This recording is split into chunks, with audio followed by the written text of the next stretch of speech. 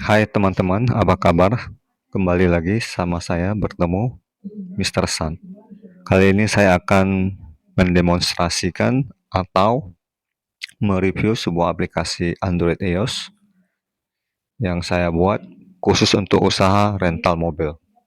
Ya, jadi aplikasi ini disertai dengan keamanan sistem,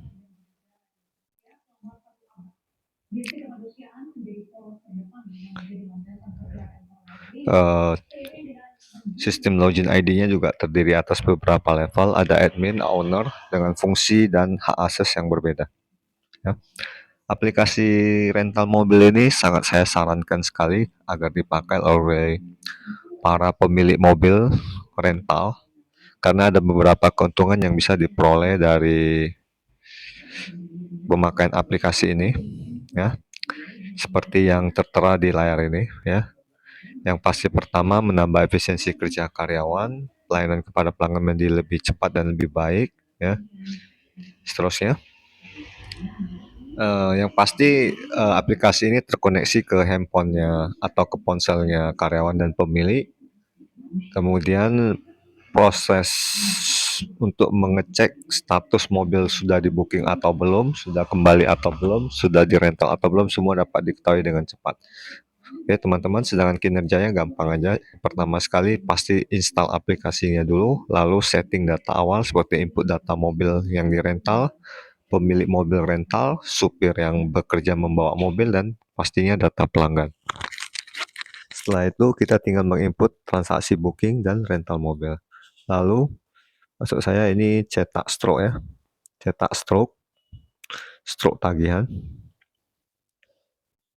Kemudian laporan siap disajikan. Oke teman-teman, kita kembali ke aplikasinya, ya. Kita langsung demonstrasikan aja.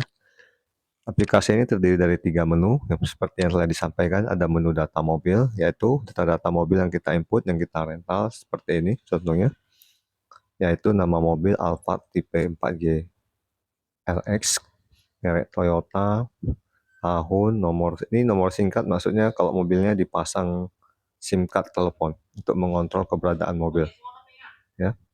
Lalu jenis BBM, warna, lalu gambar, ya, gambar luar dan gambar dalam. Oke. Kemudian kita ke pemilik mobil. Jadi dalam hal ini kita bekerja sama dengan pemilik mobil agar mobilnya bisa dirental, ya. Jadi kalau mau isi data, isi aja, ikuti aja petunjuk yang ada. Jadi bisa juga tambah KTP. Kemudian kita bisa call, ya, seperti biasa. Kita bisa call, kita bisa SMS atau message, kita bisa chat WA. Oke. Kemudian kita bisa juga mengecek lokasi di GPS. Oke. Demikian juga untuk supir, hampir sama dengan pemilik, ya. Kalau mau tambah, kita tekan tombol tambah lalu isi datanya, ya, nama supir, jenis kelamin, alamat dan sebagainya, ya. Bisa telepon juga, bisa SMS, kemudian bisa chat WA, lalu kita bisa menerbitkan kartu tanda supir seperti ini. Ya, ya. Sebagai pengenal bahwa saya supir ini resmi dari perusahaan kita. Lalu yang terakhir pelanggan. Jika ada pelanggan yang datangin merental mobil, maka datanya juga wajib kita input. Lalu kita isi sesuai ketentuan, ya. Terus ada KTP dan foto. Contohnya seperti ini. Kita ambil aja yang sudah ada, kita lihat, ya. Ya, ini. Jadi jelas siapa yang meminjam mobil kita, ya, nomor WA, nomor HP dan sebagainya. Juga bisa di call, di chat WA dan sebagainya, ya. Oke, sekarang kita masuk ke menu kelompok yang kedua, yaitu menu transaksi. Jadi di sini ada proses rental mobil. Jadi begini, kalau mau tambah kita tambah aja, ya. ID pelanggan, misalnya kita buat aja Ivana. ID supirnya siapa? Cici.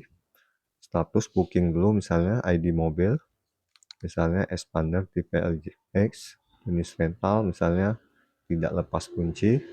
Tujuan rental misalnya beras tagih. lalu save ya. Kemudian masukkan DP berhubung 3 hari. Jadi rentalnya tadi nilainya 500.000 kali 3 1.500 ya, alias 1,5 juta. DP-nya kita buat aja 600.000. Kemudian kita klik, maka sisanya 900.000. HP penjamin. Jadi harus ada orang yang menjamin juga. Misalnya menjamin namanya Susi 081 sekian sekian sekian sekian. Revisi teman bos misalnya. Save. Ya. Jadi mobil ini nantinya tidak akan bisa di booking lagi kalau seandainya ada pembookingan untuk mulai dari tanggal 6 sampai tanggal 9 itu sudah tidak bisa di booking lagi, nanti status mobilnya sudah tidak tersedia ya.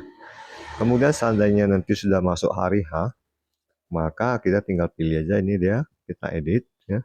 Kemudian rental, lalu dia harus bayar lunas wajib. Ya, jadi posisi BBM kita isi misalnya 2 titik. Jadi nanti kembali wajib 2 titik. Seandainya kurang maka kena biaya cas tambahan ya. Keadaan mobil mulus atau bagus semua. Ya, lalu save. Ya. Setelah itu nanti setelah beberapa hari, 3 hari kemudian dia kembali, kita buka lagi, lalu mobilnya kita return kembali. Ya, return. Ini karena -3, ini karena seharusnya dia kembali di tanggal 6. Sementara ini masih tanggal 3 karena tadi barusan input ya. Jadi kemudian kita masuk juga posisi BBM sesuai aja. Ini hanya contoh aja ya teman-teman. Kemudian keadaan mobil sesuai juga. Ya. Lalu selesai kita buat atau misalnya belum ini dulu. Save. Ya, kita bisa cetak stroke-nya. Ya, cetak ke terus print manual. Ini minus karena harusnya kembalinya tanggal 3 ya. Karena tadi kita barusan input lalu kita langsung return.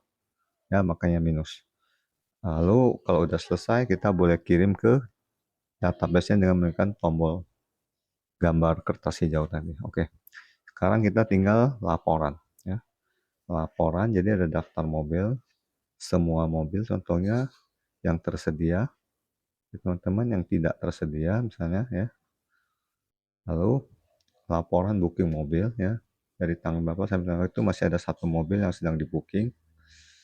Lalu laporan rental mobil itu belum berjalan.